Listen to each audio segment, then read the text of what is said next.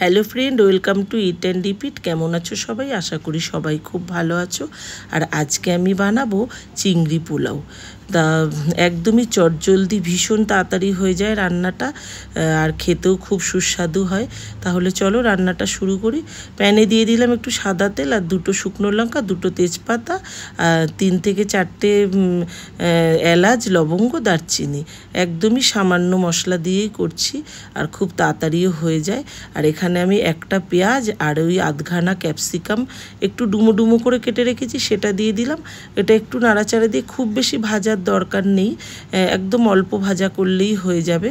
আর এখানে দেখো চিংড়ি মাছটা আমি নুন হলুদ মেখে রেখে দিয়েছি, সেটা দিয়ে দিলাম। আর চিংড়ি মাছটাও দেখলে আমি আগে কিন্তু ভাজা করে নিইনি। যে কোনো রান্নায় চিংড়ি মাছ এইভাবে দেবে, দেখবে স্বাদটা কিন্তু আরও সুন্দর হয়। একটু আদা আর রসুন বাটা দিয়ে দিলাম, একটু নাড়াচাড়া করে এবার একটু নুন, মিষ্টি, চিনি আর দিয়ে দিলাম একটু হলুদ গুঁড়ো, একটু পরিমাণ মতন স্বাদ মতন দেবে এগুলো।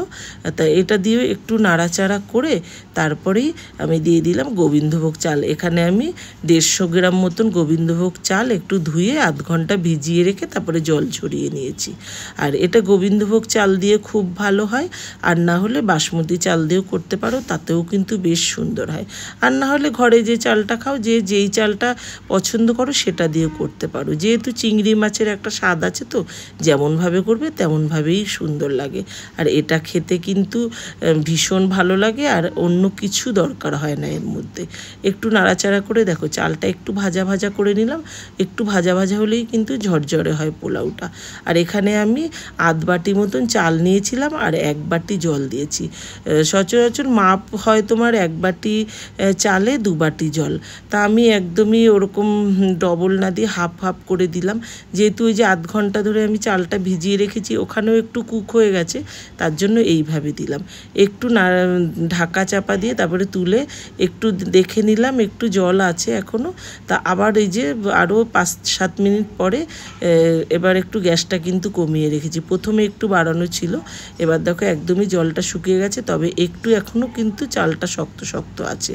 আর একটু কালারফুল হওয়ার জন্য আমি আরও আধখানা যে ক্যাপসিকাম ছিল একদম ছোট ছোট করে কেটে, আর লাল ক্যাপসিকাম থাকলে ভালো হতো, আমার কাছে নেই। আমার তো যখন যেটা থাকে সেটা দিয়েই তোমাদের রান্না করে দেখাই। আর আমি এখানে নিয়েছি ওই টমেটোর বীজটাকে ফেলে একটু ছোট ছোট করে কেটে দিয়ে দিয়েছি, একটু কালারফুল হওয়ার জন্য। দেখতেও সুন্দর লাগবে আর খেতেও সুন্দর লাগবে। আর বাচ্চাদের সামনে দিলে বাচ্চারা একটু দেখতে সুন্দর হলেই তো বেশি ভালো খায় না।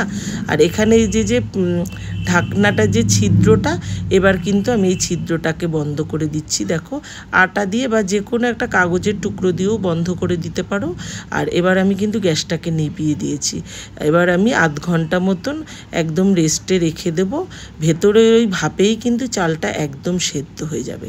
এবার দেখো আমি নামিয়ে নিলাম আধ ঘন্টা পরে, এবার পরিবেশন করব। হয়ে গেল আমার পোলাওটা। দিয়ে দিলাম একটু বাটার, ঘি থাকলে তোমরা ঘি দিতে পারো, আর আমার যে ঘিটা শেষ হয়ে গেছে বলে তার জন্য বাটারটাই দিয়ে দিলাম। আর এতে বাটারটা দিয়েও কিন্তু বেশ সুন্দর হয়েছে খেতে। তাহলে চলো এবার পরিবেশনটা করে নিয়ে নিলাম একটা প্লেট। আর ঘরে ছিল একটু কলা পাতা, কলা পাতাটা একটু গোল করে কেটে দিয়ে দিলাম, একটু দেখতেও সুন্দর লাগবে। বাচ্চার সামনে এইভাবে সাজিয়ে দিলে কিন্তু বাচ্চা আগে দেখে মুখে দেবে, স্বাদটা তো পরে বুঝবে না। বাচ্চা বলো বড় বলো, দেখার সৌন্দর্যটাই তো আগে না। তা দেখো এবার দিয়ে দিলাম পোলাওটা।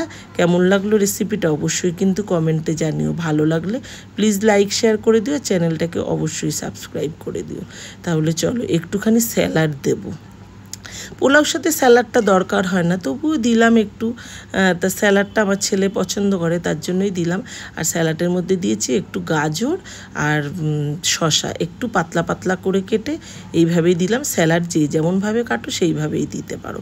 আর সঙ্গে দেব একটুখানি, এটা বানিয়েছিলাম ওই পেঁয়াজ আর ক্যাপসিকামের পকোড়া দিয়ে কারি বানিয়েছিলাম। এটা আজকে বানাইনি, এটা কালকের ছিল, সেটা দিয়ে একটু আমি দিলাম। এটার দরকার হয় না, এটা এমনিই খাওয়া যায়, তবুও দিলাম একটু। আর এই রেসিপিটা কিন্তু আমি শর্ট ভিডিওতে দিয়েছি, আর বড় ভিডিও আগেই ছেড়েছি কারির রেসিপি, চাইলে তোমরা দেখে নিতে পারো। তাহলে চলো আজ আসি, সবাই ভালো থেকো, সুস্থ থেকো, সাবধানে থেকো। আবার আসবো নতুন রেসিপি নিয়ে। আর আমার চ্যানেলটাকে সাবস্ক্রাইব অবশ্যই করো। আর আজ আসি, সবাই ভালো থেকো, সুস্থ থেকো, টাটা।